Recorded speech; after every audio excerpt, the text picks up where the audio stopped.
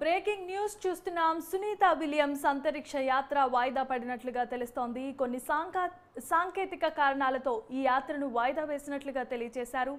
మళ్ళీ యాత్రను నిర్వహించే తేదీని వెల్లడిస్తామని నాసా చెప్పడం జరిగింది.